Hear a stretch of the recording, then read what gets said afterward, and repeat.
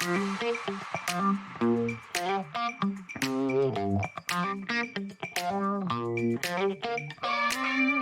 welcome to MAFSCAPS, where we did not have a boys and girls night as predicted. You are wrong sometimes. How's it feel? Shit, I hate it. I hate being wrong. What do we got this week? Okay, so this week the couples cop some harsh realities from the other couples within the experiment. Sarah and Tim are bouncing back, apparently. Not sure if I'm buying it. And Timothy and Lucinda had a big old peck at the dinner party. Oh, yeah, a big old peck. Tell me whenever you've heard that.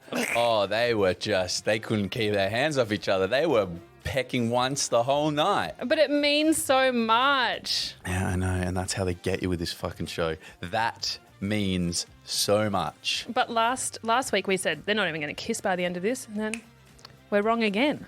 Wrong again. Wrong again. But do we think they're going to slip a tongue in by the end of the season? Do we think they're going to hold it for 4 seconds? Oh, I'm just really interested to see how this progresses. But I think that Lucinda has been so fucking amazing. So many people, I think, would have put Timothy, sadly, in the too hard basket by now. Right. And that's obviously so true. He's so fresh with grieving. And then he's also grieving 3 people at once. Yeah. I think people can be really quick to go, well, that was so long ago, right? His mum and his brother died 17 years ago.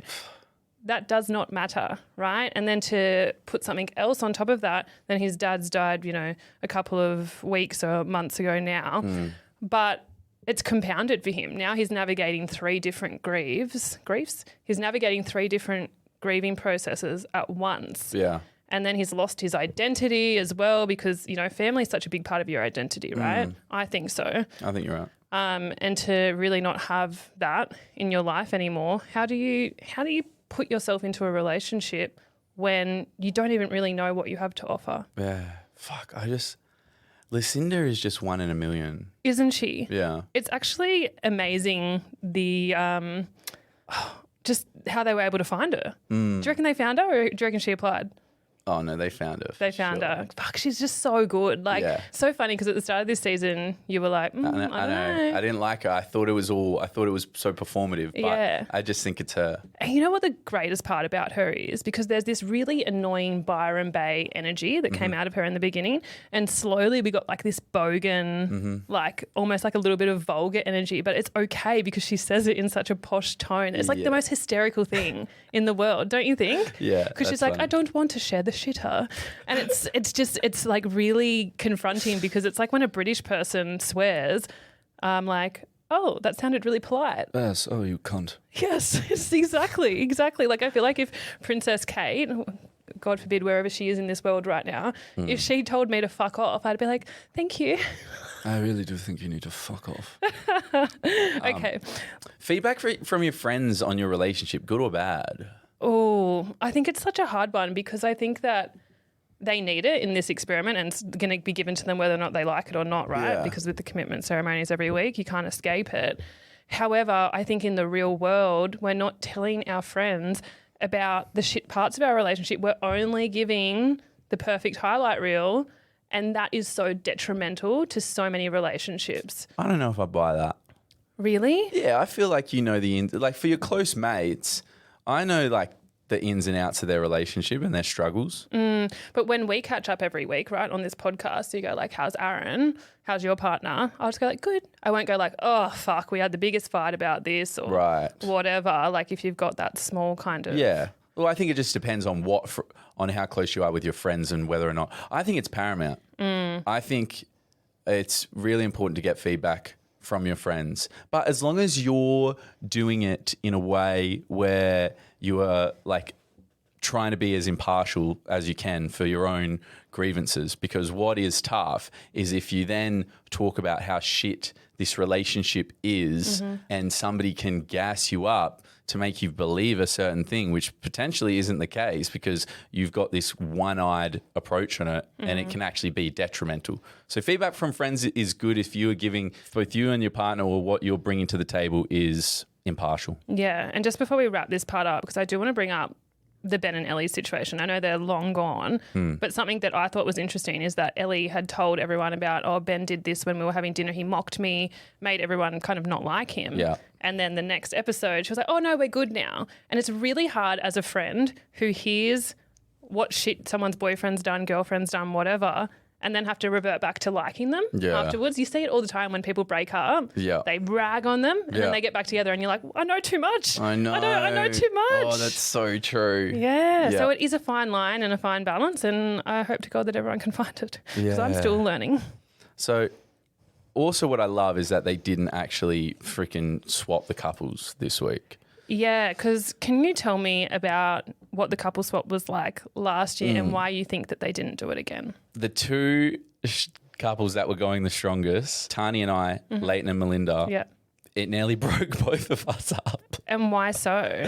Because, you know, I'm just like, I'm an insecure bloke that was 3 months into this experiment where I had a teammate and my only teammate was then became teammates with another person. Right. And it just, like, I was so fragile at that point that it just spun me like a top. I think Tani enjoyed it. Who was she paired with? Rupert. Oh, okay. Now, I'll explain this, At right? least it was your bestie that you could trust. This is the problem, though. To me, he was my bestie on the show, but it had been 1 month and it had been 2 months with Tani. Right. And I was like, it started to make me question, I was questioning the legitimacy of both these relationships and my trust with these people that seriously I don't even know that hard and that well. Yeah. It's interesting as well because it's almost like you wanted her to be paired with someone shit, so you look like this shining, perfect boyfriend in comparison, but you actually really like Rupert. Yeah. And then she has the ability to go, Rupert's really cool, and you're like, cooler than me. Yeah. And I also found like I've got this friendship with Rupert, and then I've got like a relationship with Tani, and it's like if your best mate and your boyfriend were stuck in a room for 3 days, they're going to come out, regardless if they do anything, they're going to come out with like a greater understanding of each other that could make you feel a little bit like, what the fuck? And a greater understanding of you. I'm sure they'd swap stories, and that could be a little unsettling too. But let's talk about the feedback week that did happen. Yeah. Because Jaden came in all guns a-blazing, interrogating Sarah about this ex-boyfriend, right? Yeah. As we know, Jaden, passionately against cheating. He'll let you know.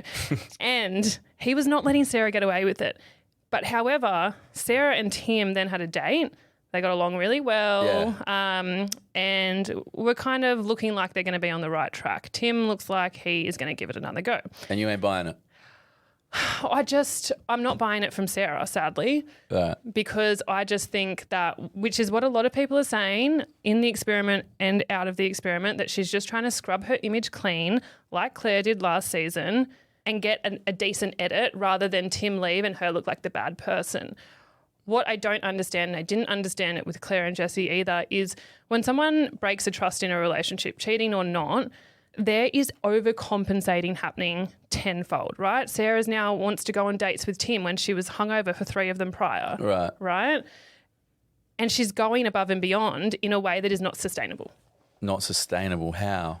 What, is she going to keep taking Tim out for dates? Is she going to keep brushing his arm? Is she going to keep doing all of these things that he wants of her? Or is she just going to do it to the point where she feels secure and safe again in that relationship and then go back to her normal ways? Because that's understandable if you do. I think when people cheat, they go above and beyond and they can't keep doing that. Yeah. And then the person that was cheated on or lied to feels like they're back where they started, essentially. Does that make sense? It does make sense. Yeah, I don't know. Think about when you, like, if there was a fight that you had with Tani, right? And then you have to be really, really nice to them for the next week or whatever to make it up to them. Yeah, so I actually cheated on my partner before Tani. Did you? Yeah, and I and we stayed together. Okay. And I did feel a little bit of that. But do you know what? Like, I also felt like, do you know what I also felt? What? I was like, this girl wanted to work on things with me. And I thought to myself, I was like, oh, fuck. Who the fuck am I not to give that, not to like give that opportunity, not to actually like leave no stone unturned. And I thought, and we tried for like 6 months, and there wasn't as much love bombing or anything like that as it was like me building back trust with her. Okay. And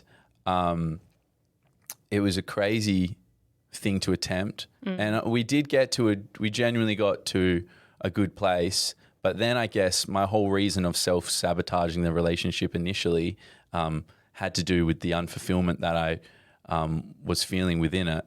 And so this time round, instead of being a little fucking bitch and cheating on her and self-sabotaging my relationship, I just said, hey, I think we can go our separate ways. Yeah, that's interesting. So it's like it is possible to sustain that working for a relationship in the way that you are, but whatever made you do it in the first place will probably creep back up. Yeah. Yeah, that's really interesting. Okay. Should we do the Frankenbite of the week? Yeah, but I don't have one. Okay, I actually have a visual one this week. Well, for anyone that's listening, please follow TikTok, Instagram @TossAPod, because I'll put this up on there.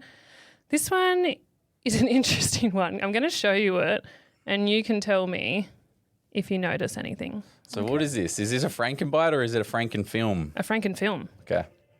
Walking. I really don't know what Timothy's problem is.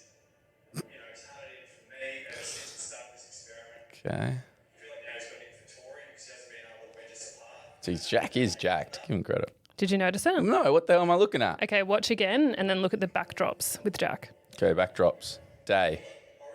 Oh, backdrop. You know, it's hard in for me ever since the start of this Backdrop. experiment. I feel like now he's got it in for Tori. Oh, that's pretty cool, See dude. it? Yeah. It's blinking, you'll miss it, eh? I had to watch it like so 3 subtle, times. man. It's so fucking subtle. So one, there's a fan, and then the next one, there's not a fan. Right. So you know what's happened there? Please tell me. Dying to know. So he's had so you have one Voxies. Mm-hmm. You do one lot of Voxies in between you walking into the cocktail to walking into the dinner party. Okay. So it stops for like 90 minutes. You go back into those tents before you sit down for dinner. Oh my God, they make it look like you just walk right in. No. Yeah, right.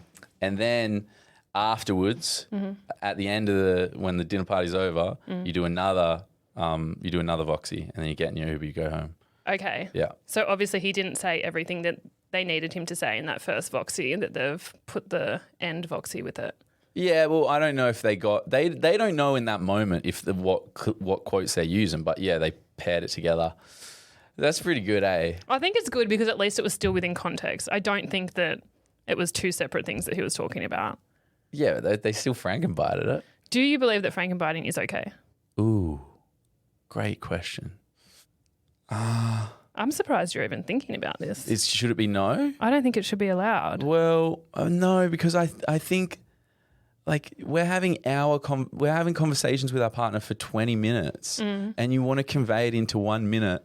I will say this: whenever I watched the dinner parties, I don't know what happened behind closed doors or whatever, but whenever I watched the dinner party, I was like, that's kind of how I was, because half the time I wasn't the one getting fucking Frankenbited because I was just watching, and I was like, yeah, that's how it happened. That's kind of how it went down. Yeah, I'm okay with it if it's within context, Yeah. right? And they know whether it is or whether it isn't. Sometimes it's not though. Yeah. Like sometimes I'm like, oh, this is such a reach. And that's where it's fucking shady, and don't Yeah, do it. If you but- need someone's name to pop in there, if you need a little bit. I think it's 10% of the time where they completely manipulate the event. All right, petition to make it 0% by next season. But yeah, they won't because they got to hit a quota. Shit's got to happen every dinner party. Sometimes it doesn't. I know. How are they going to keep upping it every year? But anyway, on that note. Can I ask this? Oh, okay. Go Can I on. ask this? Can Yes, I? please do. Is this season better than last season?